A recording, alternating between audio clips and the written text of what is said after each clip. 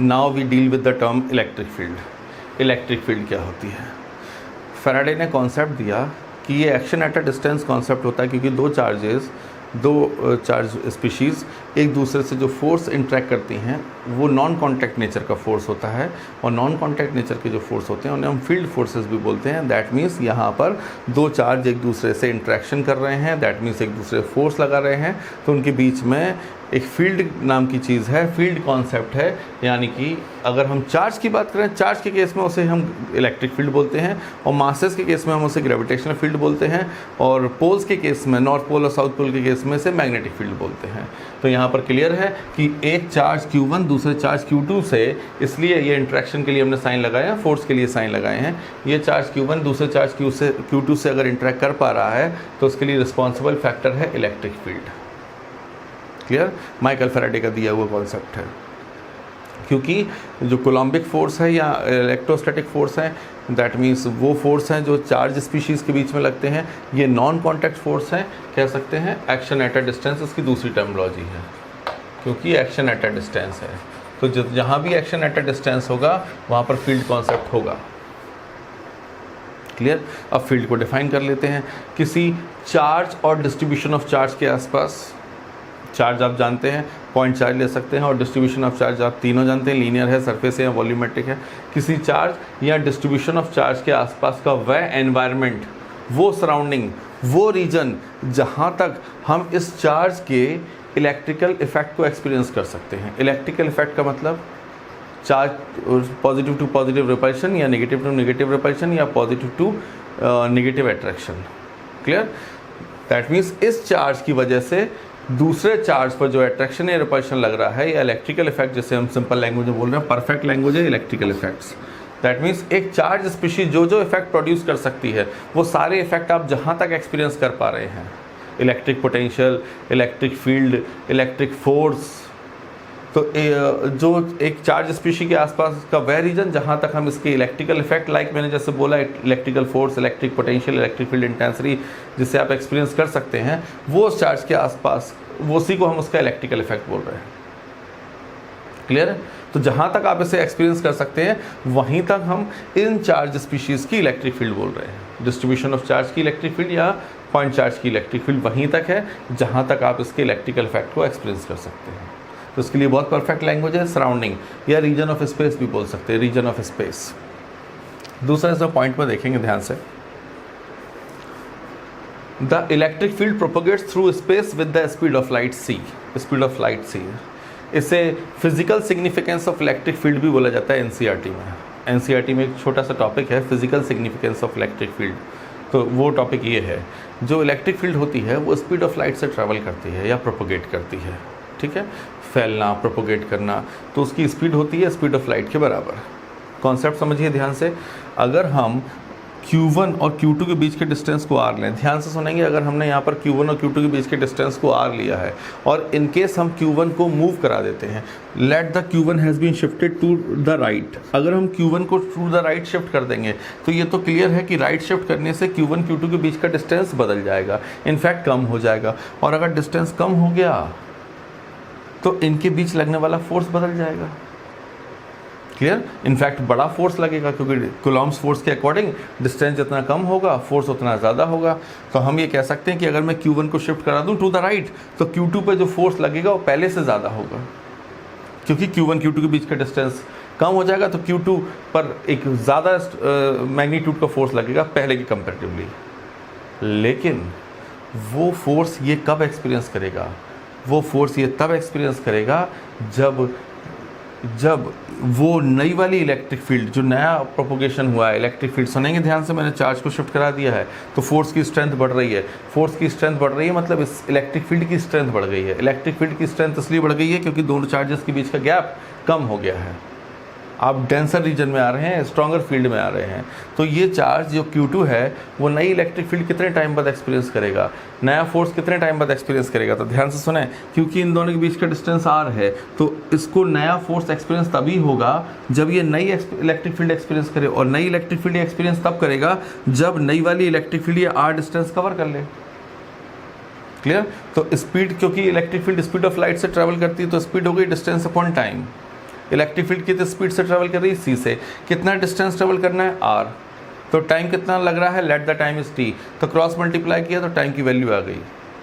तो ये वो टाइम है जितने टाइम के बाद ये Q2 नाम का चार्ज नई वाली फील्ड को एक्सपीरियंस करेगा, इनफैक्ट नए वाले फोर्स को एक्सपीरियंस करेगा।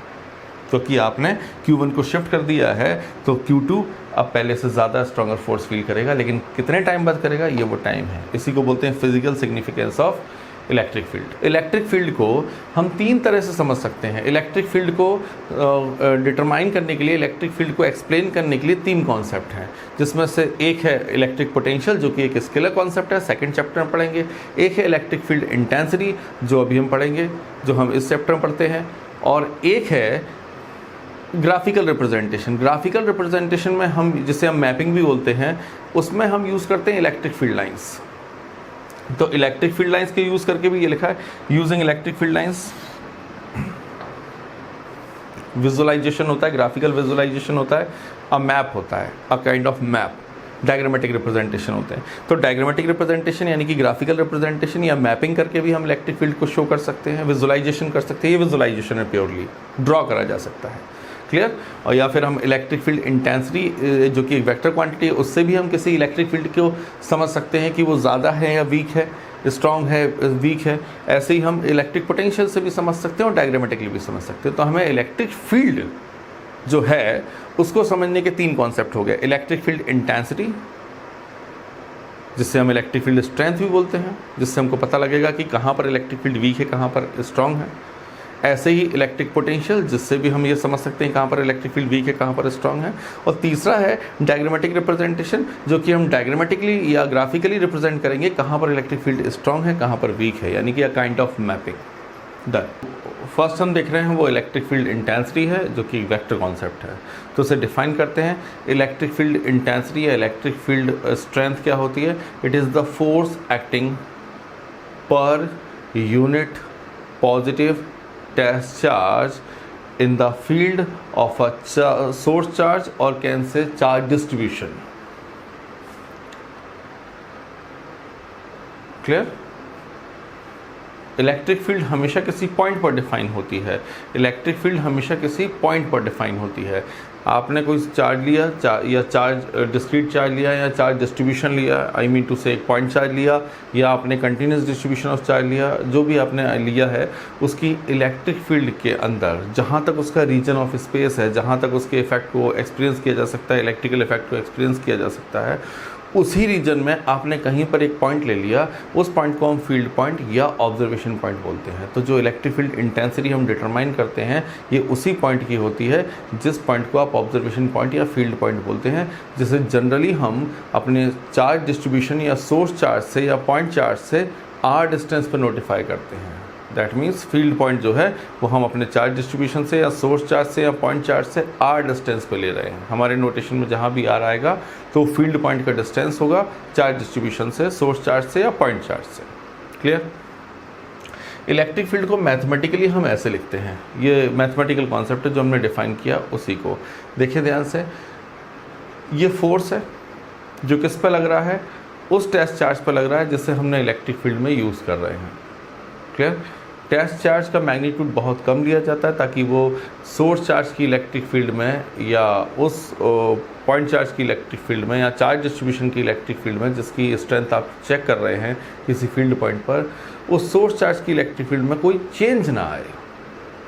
क्योंकि जब हम किसी चार्ज को लेके आएंगे सोर्स चार्ज की इलेक्ट्रिक फील्ड में, तो वो चार्ज अपनी इलेक्ट्रिक फील्ड भी तो रखता होगा, और अगर वो अपनी इलेक्ट्रिक फील्ड रखेगा तो वो सोर्स चार्ज की इलेक्ट्रिक फील्ड के साथ इंटरफेयर करेगा, और इंटरफेयर करेगा तो उसकी इलेक्ट्रिक फील्ड में ऑल्ट्रेशंस कर देगा, चेंज कर देगा। तो फिर हमको सोर्स चार्ज की एक्यूरेट इलेक्ट्रिक फील्ड नहीं मिलेगी। तो हमें अगर एक्यूरेसी हाई चाहिए, हम चाहते हैं हमारे आंसर जो इलेक्ट्रिक फील्ड स्ट्रेंथ हम कैलकुलेट कर रहे हैं वो मोर रिलायबल हो, ज़्यादा एक्यूरेसी हो उसमें, तो हमें टेस्ट चार्ज की इलेक्ट्रिक फील्ड को वीक रखना होगा, नेग्लिजिबली स्मॉल रखना पड़ेगा, ताकि टेस्ट चार्ज जो है वो सोर्स चार्ज की इलेक्ट्रिक फील्ड में ऑल्ट्रेशन ना कर पाए। क्लियर? तो इलेक्ट्रिक फील्ड के एक्सप्रेशन को लिखने का तरीका देखें। पहले तो इलेक्ट्रिक फील्ड वेक्टर क्वांटिटी तो आपने लिखा ई वेक्टर, क्योंकि ये force per unit positive test charge होता है। जिस टेस्ट चार्ज पे आप फोर्स लगा रहे हैं वो Q0 है। ये टेस्ट चार्ज है, क्यू नॉट से हम टेस्ट चार्ज को रिप्रेजेंट कर रहे हैं। और ये जो हमने ब्रैकेट में टर्म, ये जो साइड में टर्म लिखी है, ये बहुत इंपॉर्टेंट एस्पेक्ट है। ये लिमिट लिखा है LIM लिमिट, लिमिट में q nought tends to zero, q nought tends to zero, यानी कि जो टेस्ट चार्ज आप ले रहे हैं उसका मैग्नीट्यूड बहुत कम है, नेग्लिजिबली स्मॉल है। तो ये नोटेशन बहुत इंपॉर्टेंट है लिखने के पॉइंट ऑफ व्यू से, ये ज़्यादा अच्छा प्रेजेंटेशन है। तो अगर हम केवल इतना पढ़ें तो ये सिंपली वैसे ही पढ़ा जाएगा जैसे हम प्रेशर की को पढ़ते हैं, pressure is the force acting per unit area. तो वैसे ही हम इलेक्ट्रिक फील्ड को पढ़ते हैं। इलेक्ट्रिक फील्ड क्या है, अगर हम केवल ये अगर नोटेशन की बात ना करें तो स्पेशल नोटेशन आप कर ही लेंगे, ये तो टेस्ट चार्ज रिप्रेजेंटेशन का पर्पज़ है। अगर हम केवल इतना पार्ट पढ़ना चाहें तो it is the force acting per unit positive test charge. Clear? और यूनिट पॉजिटिव टेस्ट चार्ज हम स्पेशली लगा रहे हैं क्योंकि हम ये बताना चाहते हैं क्यू नॉट हमारे लिए टेस्ट चार्ज है। Clear? Force by Q not से इलेक्ट्रिक फील्ड डिफाइन हो रही है, यानी कि electric field is nothing but a rate. Electric field rate है, और रेट है तो उसके न्यूमरेटर में देखिए यहाँ पर न्यूटन है और डिनोमिनेटर में कूलम है, और न्यूटन पर कूलम इसकी SI यूनिट है और डाइन पर स्टेट कूलम इसका CGSE यूनिट है। ध्यान से सुनेंगे, electric field is the rate of force, it is the force per unit positive test charge. तो ये रेट ऑफ फोर्स है कि कितना फोर्स एक्सर्ट हो रहा है कितने कूलम के चार्ज पे। क्लियर? नहीं समझें? अगर हम इससे एक सिंपल एग्जांपल ले लेते हैं, जैसे आपसे कहा जाए इलेक्ट्रिक फील्ड आप बोल रहे हैं 5 न्यूटन पर कूलम, तो इलेक्ट्रिक फील्ड 5 न्यूटन पर कूलम का मतलब हो गया 1 कूलम का फोर्स लगेगा, 1 कूलम के चार्ज पे 5 न्यूटन का फोर्स लग रहा है उस पॉइंट पर जिस पॉइंट की इलेक्ट्रिक फील्ड है। ध्यान सुना फिर से, अगर हम ये कोई पॉइंट लिया, हमने ये कोई सोर्स चार्ज लिया, इस सोर्स चार्ज की इलेक्ट्रिक फील्ड में यहाँ पर आपने कोई ऑब्जर्वेशन पॉइंट लिया और आप कह रहे हैं इस ऑब्जर्वेशन पॉइंट पर जो इलेक्ट्रिक फील्ड की इंटेंसिटी है या स्ट्रेंथ है वो इतनी है, 5 न्यूटन पर कूलम है। इसका मतलब अगर हम यहाँ पर 1 कूलम का चार्ज रखेंगे वो 5 न्यूटन का फोर्स फील करेगा, तो फिर 2 न्यूटन का कितना करेगा? आपको पता है यूनिटरी मेथड है, 2 कूलम का कितना करेगा, दैट मीन्स 2 कूलम का कितना करेगा? तो कूलम से coulomb cancel, answer is 10 Newton. तो अगर हम सेम ऑब्जर्वेशन पॉइंट पर 2 कूलम का चार्ज रख देंगे तो 5 न्यूटन नहीं 10 न्यूटन फोर्स फील करेगा, और अगर 3 कूलम का रख देंगे तो 15 न्यूटन फोर्स एक्सपीरियंस करेगा। तो जब हम इलेक्ट्रिक फील्ड जानते हैं तो हम फोर्स की स्ट्रेंथ भी जानते हैं, क्योंकि जब इलेक्ट्रिक फील्ड F/Q होता है तो F equals to cross multiply से E इंटू Q हो जाता है, क्रॉस मल्टीप्लाई से। तो जैसे हम force divided by test charge की वैल्यू से अगर हम इलेक्ट्रिक फील्ड डिटरमाइन कर देते हैं तो क्रॉस मल्टीप्लाई से फोर्स भी डिटरमाइन हो जाएगा, फोर्स हो जाएगा electric field into test charge value और the charge value which is taken inside the electric field of a source charge.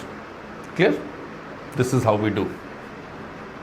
ये तो हो गई इलेक्ट्रिक फील्ड का सिंबॉलिक रिप्रेजेंटेशन कि हम इलेक्ट्रिक फील्ड की डेफिनेशन ये रही और इसका रिप्रेजेंटेशन मैथमेटिकली ऐसे करते हैं। नेक्स्ट, इलेक्ट्रिक फील्ड स्ट्रेंथ, क्योंकि हम इंटेंसिटी की बात कर रहे हैं या स्ट्रेंथ की बात करते हैं तो ये एक वेक्टर क्वांटिटी है, तो इसकी डायरेक्शन कैसे देखी जाती है? ध्यान से सुनना, टेस्ट चार्ज को जनरली हम पॉजिटिव नेचर का लेते हैं, test charge generally positive nature का लेते हैं। और अगर हमने टेस्ट चार्ज पॉजिटिव नेचर का लिया है, टेस्ट चार्ज अगर हम पॉजिटिव नेचर का लेते हैं तो फिर हमारी पॉजिटिव चार्ज और जो टेस्ट चार्ज है उस पर जो फोर्स की डायरेक्शन होगी वही इलेक्ट्रिक फील्ड की डायरेक्शन होगी। मीन्स अगर हमारा सोर्स चार्ज पॉजिटिव है, टेस्ट चार्ज तो मैं बोल ही रहा हूँ कि टेस्ट चार्ज हम जनरली पॉजिटिव लेंगे। मान लीजिए टेस्ट चार्ज हो गया और ये कैपिटल Q से मैं सोर्स चार्ज रिप्रेजेंट कर देता हूँ। सोर्स चार्ज पॉजिटिव है, टेस्ट चार्ज भी आपने पॉजिटिव लिया है, तो टेस्ट चार्ज पे फोर्स तो आउटवर्ड लगेगा क्योंकि रिपल्शन होना है, तो टेस्ट चार्ज आउटवर्ड जाएगा। तो जब टेस्ट चार्ज आउटवर्ड जाएगा तो इसका मतलब उसका फोर्स आउटवर्ड लग रहा है। क्लियर? और फोर्स आउटवर्ड इसलिए लग रहा है क्योंकि रिपल्शन है, और आउटवर्ड वो इसलिए जा पा रहा है। दूसरा कॉन्सेप्ट बोलूँ तो उसका कहना ये है कि पॉजिटिव चार्ज की इलेक्ट्रिक फील्ड आउटवर्ड है, जिस डायरेक्शन में इलेक्ट्रिक फील्ड होती है उसी डायरेक्शन में फोर्स लगता है अगर टेस्ट चार्ज आपने पॉजिटिव नेचर का ले रखा है तो। क्लियर? ध्यान रखेंगे, फोर्स की डायरेक्शन इलेक्ट्रिक फील्ड की डायरेक्शन तभी तक सेम है जब तक टेस्ट चार्ज और टेस्ट चार्ज पॉजिटिव नेचर का। अगर आप टेस्ट चार्ज का नेचर नहीं बदलेंगे तो आपका ये स्टेटमेंट परफेक्ट है कि डायरेक्शन ऑफ फोर्स और direction of electric field same होती है। तो पॉजिटिव चार्ज के केस में ये टेस्ट चार्ज आउटवर्ड जाएगा और नेगेटिव सोर्स चार्ज के केस में ये टेस्ट चार्ज इनवर्ड आएगा। क्योंकि नेगेटिव चार्ज के केस में टेस्ट चार्ज इनवर्ड आ रहा है तो हम कह सकते हैं इलेक्ट्रिक फील्ड इनवर्ड है, और अगर पॉजिटिव चार्ज के केस में फोर्स बाहर जा रहा है तो हम कह सकते हैं इलेक्ट्रिक फील्ड आउटवर्ड है। क्लियर, क्योंकि यहाँ पर रिपल्शन है तो अब आउटवर्ड जाएगा तो हम कह सकते हैं इलेक्ट्रिक फील्ड आउटवर्ड है, और क्योंकि यहाँ पर अट्रैक्शन है तो ये अंदर की तरफ आएगा तो हम कह सकते हैं इलेक्ट्रिक फील्ड इनवर्ड है। क्लियर, बट मैंने आपसे बोला ये स्टेटमेंट तभी ट्रू है जब आप टेस्ट चार्ज को पॉजिटिव नेचर का लेंगे, अदरवाइज ये फोर्स की डायरेक्शन और इलेक्ट्रिक फील्ड की डायरेक्शन बदल जाएंगे। ठीक है, हम देखेंगे अभी इस चीज़ को। नेक्स्ट कॉन्सेप्ट है इसमें जो हम बात कर रहे हैं, the test charge q nought should be infinitely small. ये हम डिस्कस कर चुके हैं कि इन्फाइनेटली स्मॉल क्यों लेना चाहिए, क्योंकि जितना वो छोटा होगा उतना उसकी स्ट्रेंथ कम होगी इलेक्ट्रिक फील्ड की, और अगर उसकी खुद की इलेक्ट्रिक फील्ड कम होगी तो सोर्स चार्ज की इलेक्ट्रिक फील्ड में ऑल्ट्रेशन नहीं करेगा और हमको मोर एक्यूरेट स्ट्रेंथ कैलकुलेट करने को मिलेगी यूजिंग दिस कॉन्सेप्ट। क्लियर, तो इस कॉन्सेप्ट में दो मेजर एस्पेक्ट हैं वो हमने नोट किए हैं कि अगर हम इलेक्ट्रिक फील्ड स्ट्रेंथ को कैलकुलेट करना चाहते हैं, इलेक्ट्रिक फील्ड स्ट्रेंथ को कैलकुलेट करना चाहते हैं, तो इलेक्ट्रिक फील्ड इंटेंसिटी को कैलकुलेट करना चाहते हैं, तो हमको दो चीज़ों की रिक्वायरमेंट है। पहली चीज़ कि वो सोर्स चार्ज लाइए जो इलेक्ट्रिक फील्ड को इस्टेब्लिश करेगा। क्लियर, अगर वो इस्टेब्लिश करेगा इलेक्ट्रिक फील्ड तभी तो आप उसकी इलेक्ट्रिक फील्ड की स्ट्रेंथ मेजर करेंगे। तो हमको पहले तो चाहिए वो सोर्स चार्ज, वो चार्ज जो इलेक्ट्रिक फील्ड को इस्टेब्लिश करे। Let the charges capital Q, आपने ये चार्ज ले लिया, इसने अपनी इलेक्ट्रिक फील्ड को इस्टेब्लिश कर लिया, ये उसका रीजन ऑफ स्पेस हो गया, उसकी पूरी इलेक्ट्रिक फील्ड का रीजन हो गया, ये उसने अपनी इलेक्ट्रिक फील्ड को इस्टेब्लिश कर लिया, पहला काम। दूसरा, अब हमको चाहिए वो टेस्ट चार्ज जो इस इलेक्ट्रिक फील्ड में फोर्स फील करे। तो आपने ये टेस्ट चार्ज ले लिया स्मॉल क्यू या क्यू नॉट जिससे भी नोटिफाई करना चाहें। तो अब ये आ गया टेस्ट चार्ज आएगा तो ये फोर्स फील करेगा, कूलम्बिक फोर्स। कूलम्ब्स फोर्स कितना हो गया, 1/4 pi epsilon nought epsilon r q by r square. तो फोर्स आ जाएगा। फिर उस फोर्स ये फोर्स किस पर लगा है, टेस्ट चार्ज पर। तो ये फोर्स किसने एक्सपीरियंस किया है, टेस्ट चार्ज ने। ये फोर्स टेस्ट चार्ज पर लगा है, ध्यान से सुनेंगे, ये फोर्स टेस्ट चार्ज पर लगा है। और ये कौन सा चार्ज है, ये भी टेस्ट चार्ज है। तो पहले तो टेस्ट चार्ज पे कितना फोर्स लगा वो हमको पता लग जाए, वो हम कूलम्ब्स के कॉन्सेप्ट से निकाल लेंगे, कूलम्ब्स फॉर्मूले से निकल जाएगा कि आपने कहा कि फोर्स तो लग रहा है F, फिर उसी फोर्स की वैल्यू को उस टेस्ट चार्ज की वैल्यू से डिवाइड कर दीजिए, तो वो force per unit test charge आ जाएगा। कहने का मतलब कि हम वहाँ पर इस ऑब्जर्वेशन पॉइंट पर जो कि R डिस्टेंस पर लिया गया है, इस ऑब्जर्वेशन पॉइंट पर जो आपने टेस्ट चार्ज रखा है, उस टेस्ट चार्ज ने फोर्स कितना एक्सपीरियंस किया और उस टेस्ट चार्ज की वैल्यू क्या ली थी आपने, इससे इलेक्ट्रिक फील्ड डिफाइन होती है। और इलेक्ट्रिक फील्ड केवल एक रेट होती है, जैसा आपने अभी कहा, जैसे मैंने बोला कि 10 न्यूटन का फोर्स एक्सपीरियंस किया, माना कि उसने 10 न्यूटन का फोर्स एक्सपीरियंस किया और टेस्ट चार्ज जो रखा था वो आपका 2 कूलम्ब था, 2 कूलम्ब का। तो अगर 10 न्यूटन का फोर्स है और टेस्ट चार्ज की वैल्यू 2 कूलम्ब है, तो इलेक्ट्रिक फील्ड की स्ट्रेंथ कितनी आ जाएगी, F/Q से, क्योंकि फोर्स बाय और टेस्ट चार्ज वैल्यू होता है। तो 10 न्यूटन बाय 2 कूलम्ब, तो इलेक्ट्रिक फील्ड की स्ट्रेंथ आ गई 5 न्यूटन पर कूलम्ब। तो ये केवल ये बता रहा है कि अगर हम इस ऑब्जर्वेशन पॉइंट पे 1 कूलम्ब का चार्ज रखेंगे तो 5 न्यूटन का फोर्स फील करेगा, और अगर 2 कूलम्ब का रख दोगे तो 10 न्यूटन का फोर्स फील करेगा। This is what the electric field. तो ये कॉन्सेप्ट हमने लिख दिया कि हमको 2 चीज़ों की ज़रूरत है, एक कि हमारे पास सोर्स चार्ज होना चाहिए, ठीक है, to determine the electric field हमें चाहिए सोर्स चार्ज, और दूसरा वो टेस्ट चार्ज जो कि वहाँ पर फोर्स एक्सपीरियंस करे, ताकि हमें फोर्स भी मिल जाए। टेस्ट चार्ज की वैल्यू मुझे पता है, टेस्ट चार्ज आपने रखा ही है, फोर्स आपको पता लग गया कूलम्ब से, तो आप इलेक्ट्रिक फील्ड डिटरमाइन कर लेंगे। Done. Dimension formula of electric field क्या होता है, डायमेंशनल फार्मूला। अगर हम डायमेंशनल फार्मूला निकालें इलेक्ट्रिक फील्ड का, तो इलेक्ट्रिक फील्ड होता है फोर्स बाय चार्ज। क्लियर, ये फोर्स एक्सपीरियंस्ड है, किसने एक्सपीरियंस किया, उसी चार्ज ने जिस चार्ज को आपने डिनोमीटर में रखा हुआ है। तो फोर्स का डायमेंशन फार्मूला होता है mLT - 2, और चार्ज का डायमेंशन फार्मूला है AT। इसे सिंप्लीफाई करेंगे तो mLT - 3A - 1। This is what the dimension formula of electric field intensity. Now there is a topic in which we will discuss how we determine the electric field intensity of a point charge. किसी point charge की जो electric field है वो कितनी strong है, ये decide करने के लिए हमारे पास एक mathematical expression होता है इलेक्ट्रिक फील्ड डिटरमाइन करने के लिए। उस एक्सप्रेशन को कैसे हम यहाँ पर फाइंड आउट करते हैं, that is what the topic with us. Clear. तो हेडिंग है इलेक्ट्रिक फील्ड इंटेंसिटी और स्ट्रेंथ, इलेक्ट्रिक फील्ड इंटेंसिटी और strength of an isolated point charge. किसी आइसोलेटेड पॉइंट चार्ज की, आइसोलेटेड मतलब सिंगल है, किसी आइसोलेटेड पॉइंट चार्ज की जो इलेक्ट्रिक फील्ड है वो उसकी इंटेंसिटी कितनी है या स्ट्रेंथ कितनी है, स्ट्रॉन्ग है, वीक है, ये सब डिटरमाइन करने के लिए हम एक एक्सप्रेशन ड्राइव करने जा रहे हैं। कंसिडरेशन देखिएगा, ये हमने एक पॉइंट चार्ज ले रखा है और पॉइंट चार्ज को हम कैपिटल Q से नोट कर रहे हैं और ग्रेटर देन 0 बोल के हम बोलना चाहते हैं कि ये पॉजिटिव पॉइंट चार्ज है। हम यहाँ पर लिख लेते हैं पॉजिटिव पॉइंट चार्ज, हमारा जो पॉइंट चार्ज है वो एक पॉजिटिव है, और क्योंकि पॉइंट चार्ज है तो हमको पता है पॉइंट चार्ज की जो इलेक्ट्रिक फील्ड होती है वो रेडियल होती है, और पॉजिटिव है तो आउटवर्ड होगी, और अगर ये नेगेटिव होता तो यही इलेक्ट्रिक फील्ड रेडियल इनवर्ड हो जाती। क्लियर। अब ये हमारे पास एक पॉजिटिव पॉइंट चार्ज है, क्लियर, जिसे हम ये पॉजिटिव पॉइंट चार्ज और उसके चार्ज को कैपिटल Q से रेट कर रहे हैं, ग्रेटर देन 0 का मतलब पॉजिटिव ही होता है।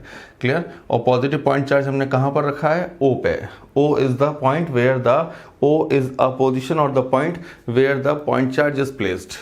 क्लियर। पॉइंट चार्ज से R डिस्टेंस पे हमने एक ऑब्जर्वेशन पॉइंट लिया है, ऑब्जर्वेशन पॉइंट या फील्ड पॉइंट बोलते हैं, उस पे उसे P से नोटिफाई किया है, वहाँ पर हमने एक टेस्ट चार्ज रखा है स्मॉल q नोटेशन से, ये टेस्ट चार्ज है। क्लियर। ये जो पॉजिटिव, ये टेस्ट चार्ज है, क्लियर, जो कि पॉजिटिव है, ये भी हम लिख देते हैं कि टेस्ट चार्ज ग्रेटर देन 0। ये लिखा है टेस्ट चार्ज स्मॉल q से नोटिफाई कर रहे हैं, ग्रेटर देन 0 का मतलब टेस्ट चार्ज भी पॉजिटिव है, दैट इज पॉजिटिव। ये भी लिख देते हैं दैट इज पॉजिटिव। तो हमारा यहाँ पर सोर्स चार्ज भी पॉजिटिव है और टेस्ट चार्ज भी पॉजिटिव है। सोर्स चार्ज पॉइंट चार्ज को बोल रहे हैं जिसकी इलेक्ट्रिक फील्ड का आप एनालिसिस करने जा रहे हैं। क्लियर। इसके लिए हमने क्या किया, और दोनों पॉइंट चार्ज और टेस्ट चार्ज, ये रहा पॉइंट चार्ज, ये टेस्ट चार्ज, दोनों के बीच का डिस्टेंस r है। कैन से दूसरी लैंग्वेज में हम कह सकते हैं कि सोर्स चार्ज से ऑब्जर्वेशन पॉइंट, जैसे आप P से नोट कर रहे हैं या फील्ड पॉइंट बोल रहे हैं या ऑब्जर्वेशन पॉइंट बोल रहे हैं, उसका डिस्टेंस स्मॉल r से नोटिफाई किया जा रहा है, जहां पर हम इलेक्ट्रिक फील्ड डिटरमाइन कर रहे हैं, इलेक्ट्रिक फील्ड की इंटेंसिटी डिटरमाइन कर रहे हैं इनफैक्ट। क्लियर। तो इसके लिए हमको यहाँ पर टेस्ट चार्ज रखना होगा, टेस्ट चार्ज पर फोर्स लगेगा, और जो फोर्स लगेगा उस फोर्स के मैग्नीट्यूड को या उस फोर्स की वैल्यू को हम टेस्ट चार्ज की वैल्यू से डिवाइड कर देंगे तो हमारी इलेक्ट्रिक फील्ड का एक्सप्रेशन एस्टेब्लिश हो जाएगा, क्योंकि इलेक्ट्रिक फील्ड रेट होती है फोर्स बाय चार्ज का।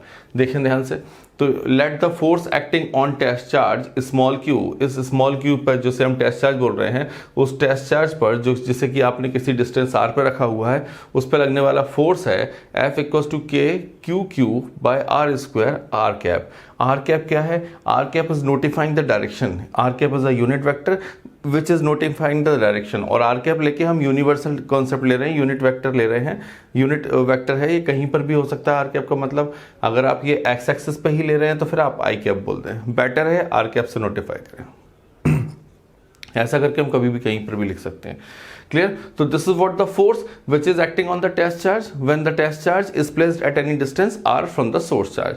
क्योंकि फोर्स के वैल्यू, फोर्स डिटरमाइन करने के लिए हमको पेयर ऑफ चार्ज चाहिए, उन दोनों के बीच के डिस्टेंस का स्क्वायर चाहिए, क्योंकि फोर्स एक वेक्टर क्वांटिटी और डायरेक्शन भी नोटिफाई कर दी, r कैप करके हमने यूनिट वेक्टर लगा दिया। Clear. Now the electric field, ये तो फोर्स आ गया, ये फोर्स किस पे लग रहा है, इस टेस्ट चार्ज पे, ये Q पे लगने वाला फोर्स है, इस टेस्ट चार्ज पे लगने वाला फोर्स आपने डिटरमाइन कर दिया। क्लियर। अब फोर्स आ गया तो हम इलेक्ट्रिक फील्ड भी डिटरमाइन कर लेंगे। इलेक्ट्रिक फील्ड डिटरमाइन करने के लिए क्या करना है, जो टेस्ट चार्ज ने फोर्स एक्सपीरियंस किया है उस फोर्स की वैल्यू को टेस्ट चार्ज की वैल्यू से डिवाइड कर देना है, सिंपल। तो ये आपका फोर्स आ गया, फोर्स को आपने टेस्ट चार्ज की वैल्यू से डिवाइड किया, तो फोर्स की वैल्यू पुट करी k q by r square, unit vector is r cap, divided by the test charge value that was small q। तो क्योंकि ऊपर कूलॉम्स फोर्स के एक्सप्रेशन में भी टेस्ट चार्ज की वैल्यू आएगी q इंटू स्मॉल q, और डिनोमीटर में भी टेस्ट चार्ज की वैल्यू चाहिए, इलेक्ट्रिक फील्ड डिटरमाइन करनी है, तो आपने q से q को स्मॉल q से स्मॉल q यानी कि टेस्ट चार्ज से टेस्ट चार्ज का एक्सप्रेशन टर्म कैंसिल हो गई, तो ये जो इलेक्ट्रिक फील्ड का एक्सप्रेशन आया है, this expression is totally independent of the test charge, इसमें कहीं पर भी टेस्ट चार्ज नहीं है। इलेक्ट्रिक फील्ड को वेक्टर फॉर्म में लिख रहे हैं, देखिए electric field k q by r square r cap is showing the direction of electric field. तो सोर्स चार्ज, ये ध्यान से सुनेंगे, ये r cap is the direction of the electric field, ये r कैप यहाँ पर डायरेक्शन ऑफ इलेक्ट्रिक फील्ड है। क्लियर। इलेक्ट्रिक फील्ड की डायरेक्शन पर अभी और भी बात करेंगे, पहले ये क्लियर समझ लें, कोई डाउट नहीं। अब ध्यान सुने, ये अभी मैं ये जो वेक्टर लगा हुआ है ये इलेक्ट्रिक फील्ड वेक्टर है, जिसकी लेंथ, अगर ये इलेक्ट्रिक फील्ड वेक्टर है तो इसकी लेंथ जो है वो इलेक्ट्रिक फील्ड का मैग्नीट्यूड है, और जो हेड लगा है वो इलेक्ट्रिक फील्ड की डायरेक्शन है। तो क्योंकि मैंने अभी सोर्स चार्ज पॉजिटिव लिया है तो मेरे लिए इलेक्ट्रिक फील्ड की डायरेक्शन आउटवर्ड है। ये सब डिस्कशन में आगे लिया गया है। हमारा इलेक्ट्रिक फील्ड का एक्सप्रेशन हमारे पास आ चुका है, दैट इज KQ/R²R कैप, जिसमें यूनिट वेक्टर लगा हुआ है। क्लियर? तो ये वेक्टर फॉर्म है। अगर हम इसे केवल मैग्नीट्यूड में लिखें तो इलेक्ट्रिक फील्ड को एक्सप्रेशन को इन मैग्नीट्यूड आप लिखेंगे ई वेक्टर मॉड। जब आप मॉड लगा देंगे तो राइट हैंड साइड से यूनिट वेक्टर हट जाएगा, क्योंकि आप एक्सप्रेशन को मैग्नीट्यूड में लिख रहे हैं।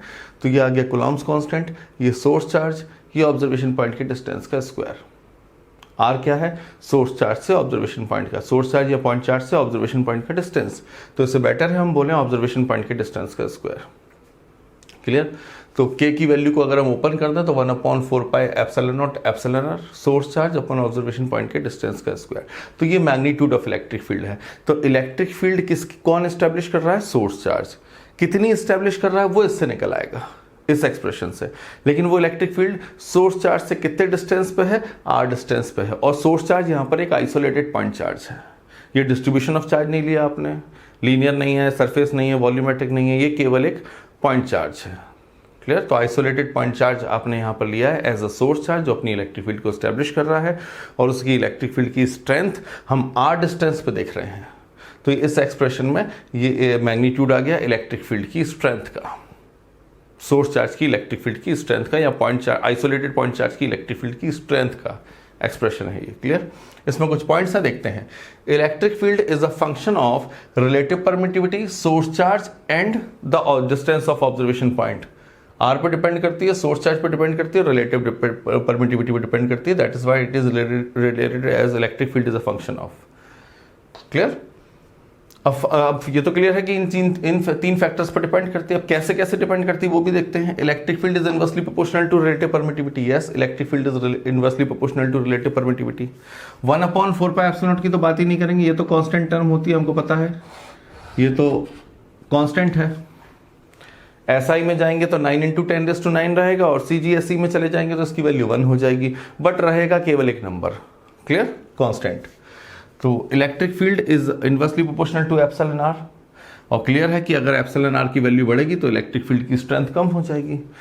मींस अगर मीडियम ऐसा है जिसकी परमिटिविटी हाई है, दैट मींस वो मीडियम इलेक्ट्रिक फील्ड के लिए डेंसर हो जाएगा, तो इलेक्ट्रिक फील्ड की स्ट्रेंथ कम हो जाएगी। क्लियर है? Next, electric field is a function of source charge, वो भी प्रोपोर्शनल। सोर्स चार्ज जितना ज़्यादा होगा इलेक्ट्रिक फील्ड उतनी ही स्ट्रांग होगी। सोर्स चार्ज अगर बड़ा होगा तो उसकी इलेक्ट्रिक फील्ड भी स्ट्रांग होगी। क्लियर है? नेक्स्ट, थर्ड फैक्टर है electric field is inversely proportional to r²। Clear? तो electric field is inversely proportional to r², means r अगर बढ़ेगा तो इलेक्ट्रिक फील्ड की स्ट्रेंथ कम हो जाएगी, और हम इसे लिख रहे हैं रैपिडली कम हो जाएगी। क्यों? क्योंकि r पे स्क्वायर लगा है, तो ये रैपिडली डिक्रीज करेगी। अगर आप r2 लिख दोगे, r की वैल्यू इन केस आपने 2 ली तो r² होके 4 हो जाएगा वो, तो डायरेक्टली ई की वैल्यू में 1/4 आ जाएगा, यानी कि 4 से डिवाइड हो जाएगा ये एक्सप्रेशन, तो रैपिडली डिक्रीज होगा। Clear? Next, direction of force acting on a charge in electric field, ये एक टॉपिक हमारे पास और है, ध्यान से सुने, इसको फिर से बोलते हैं। ये फोर्स की डायरेक्शन बताने के लिए एक टर्म है, ये जो चार हमने टर्म्स लिखी हैं, ये चार कॉन्सेप्ट जो लिखे हैं, ये डायरेक्शन ऑफ फोर्स के लिए लिखे हैं। और यहाँ जो हम लिख रहे हैं डायरेक्शन ऑफ इलेक्ट्रिक फील्ड के लिए लिख रहे हैं। ये जो नीचे लिखे हैं, ये पूरे आपने जो लिखे हैं ये डायरेक्शन ऑफ फोर्स के लिए हैं, और ये जो नीचे लिखे हैं आपने ये डायरेक्शन ऑफ इलेक्ट्रिक फील्ड के हैं। इनको सेपरेट कर देते हैं।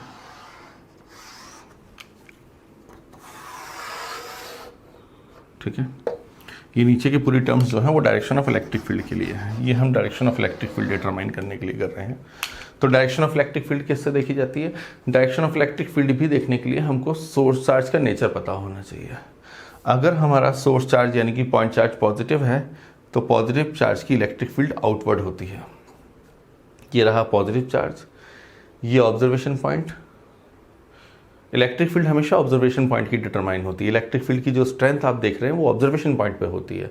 हर एक ऑब्जर्वेशन पॉइंट की अपनी एक इलेक्ट्रिक फील्ड होगी, अगर वो पॉइंट चार्ज की इलेक्ट्रिक फील्ड है तो हम अभी ऑब्जर्वेशन पॉइंट इसको बोल रहे हैं, तो इस पॉइंट पर जो इलेक्ट्रिक फील्ड की स्ट्रेंथ है उसको हम रिप्रेजेंट करने के लिए ये वेक्टर साइज यूज़ कर रहे हैं। ये वेक्टर जितना बड़ा लोगे इलेक्ट्रिक फील्ड उतनी स्ट्रॉन्ग रिप्रेजेंट करना चाह रहे हैं आप। वेक्टर का साइज क्योंकि आपकी इलेक्ट्रिक फील्ड के मैग्नीट्यूड को रिप्रेजेंट करेगा, तो ये वेक्टर साइज जितना बड़ा होगा इलेक्ट्रिक फील्ड उतनी स्ट्रांग होगी।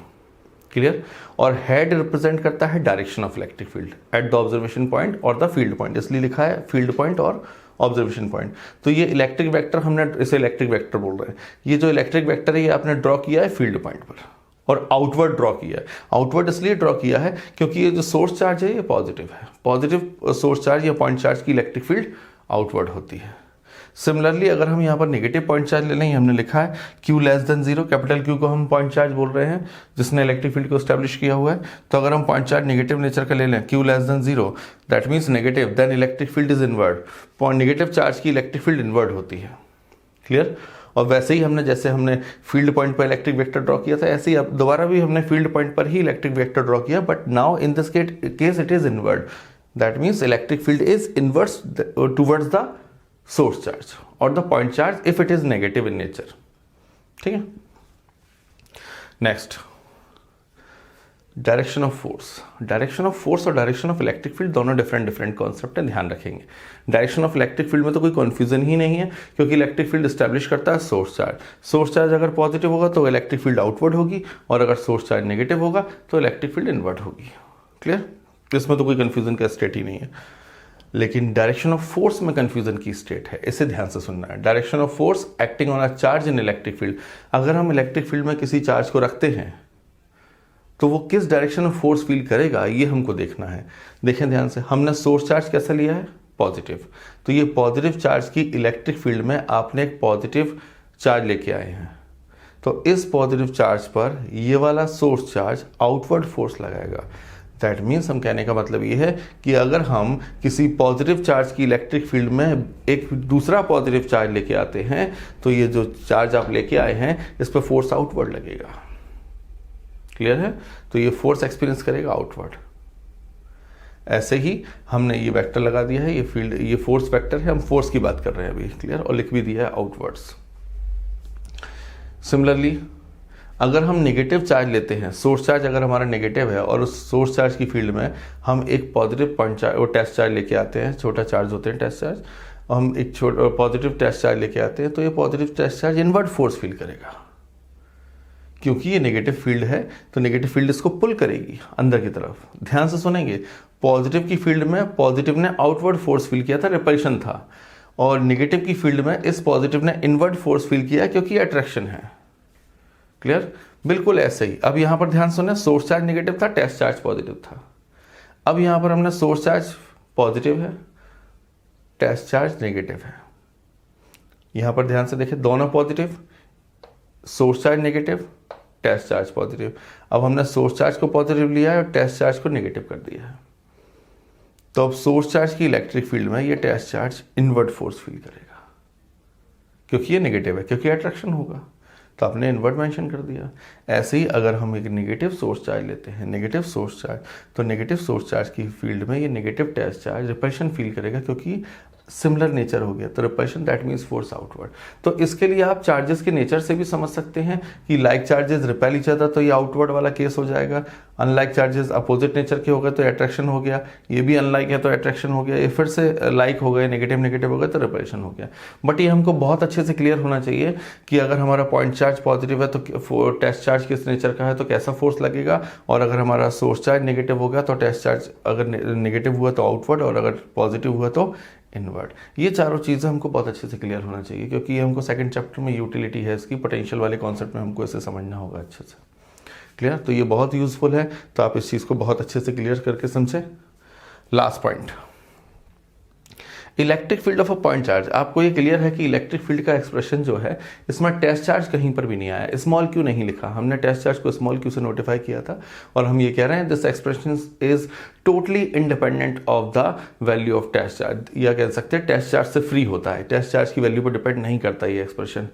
इसका मतलब इलेक्ट्रिक फील्ड के एक्सप्रेशन में टेस्ट चार्ज का कोई रोल नहीं है क्योंकि electric field purely source charge पर डिपेंड करती है, टेस्ट चार्ज पर डिपेंड नहीं करती। टेस्ट चार्ज का तो रोल केवल फोर्स एक्सपीरियंस करना था, फिर उस फोर्स की वैल्यू को हम टेस्ट चार्ज की वैल्यू से डिवाइड कर देते हैं तो हमको force per unit test charge पता लग जाता है।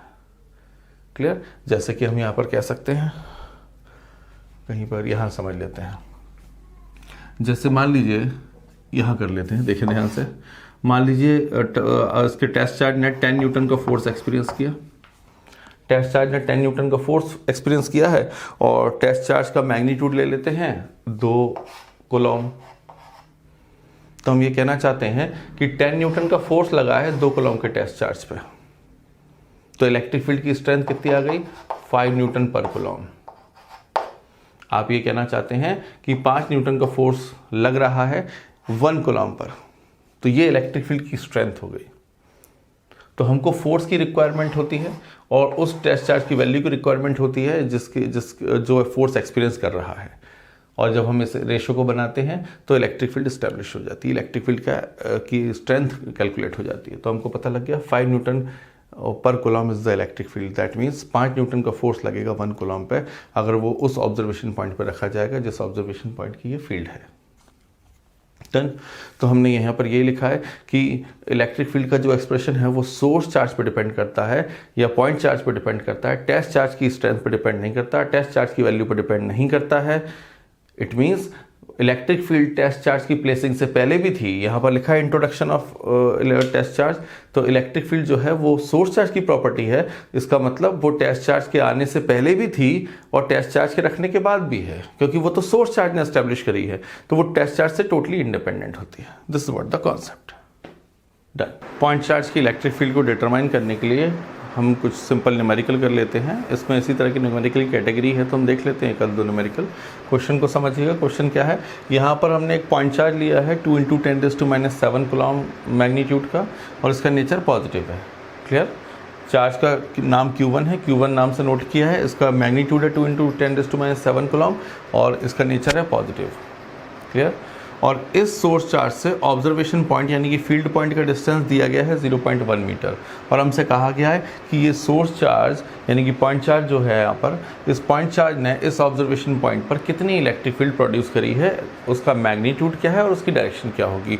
तो ये तो क्लियर है कि क्योंकि ये पॉइंट चार्ज पॉजिटिव नेचर का है तो पॉजिटिव नेचर के पॉइंट चार्ज की इलेक्ट्रिक फील्ड आउटवर्ड ही होगी, तो इलेक्ट्रिक फील्ड आउटवर्ड होगी, that means away from the point charge, that is clear. ये डायरेक्शन हो गई।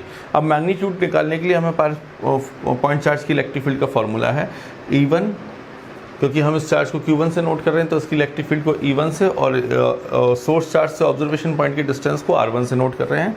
Late R1 = 0.1 metre. तो ये पॉइंट चार्ज की इलेक्ट्रिक फील्ड का एक्सप्रेशन 1/4πε हो गया 9 × 10⁻⁹, चार्ज की वैल्यू 2 × 10⁻⁷। क्लियर? और ऑब्जर्वेशन पॉइंट का डिस्टेंस है 0.1 मीटर। ये वो पॉइंट है जहां पर आप फील्ड की स्ट्रेंथ देख रहे हैं, इलेक्ट्रिक फील्ड की इंटेंसिटी देख रहे हैं। 0.1 मीटर पुट कर दिया, न्यूटन पर कूलम में आंसर आना है क्योंकि इलेक्ट्रिक फील्ड की यूनिट होती है न्यूटन बाय कूलम। तो 1.8 × 10⁵ न्यूटन पर कूलम मैग्नीट्यूड आ गया। This is what the strength of electric field. कहने का क्या मतलब है कि अगर हम इस ऑब्जर्वेशन पॉइंट पर 1 कूलम, ध्यान सुनेंगे, इसी को रीड कर रहे हैं, तो ये आया है 1.8 × 10⁵ न्यूटन पर कूलम। 1 कूलम के चार्ज को अगर हम यहाँ पर रख दें फील्ड पॉइंट पर, तो ये 1 कूलम का चार्ज 1.8 × 10⁵ न्यूटन का फोर्स एक्सपीरियंस करेगा। ये मतलब है इलेक्ट्रिक फील्ड की स्ट्रेंथ का। क्लियर? क्योंकि इलेक्ट्रिक फील्ड आउटवर्ड है तो आपने ये इलेक्ट्रिक फील्ड वेक्टर बनाया है। ये इलेक्ट्रिक फील्ड वेक्टर कहाँ पर बनाया है? फील्ड पॉइंट पर बनाया है। इसकी टेल आपने फील्ड पॉइंट पर रखी है। इलेक्ट्रिक फील्ड वेक्टर का टेल जो है वो आपने फील्ड पॉइंट पर रखी है और आउटवर्ड बनाया है और इसका नोटेशन दिया है, ये सिंबॉलिक रिप्रेजेंटेशन, ये ग्राफिकल रिप्रेजेंटेशन इलेक्ट्रिक फील्ड का।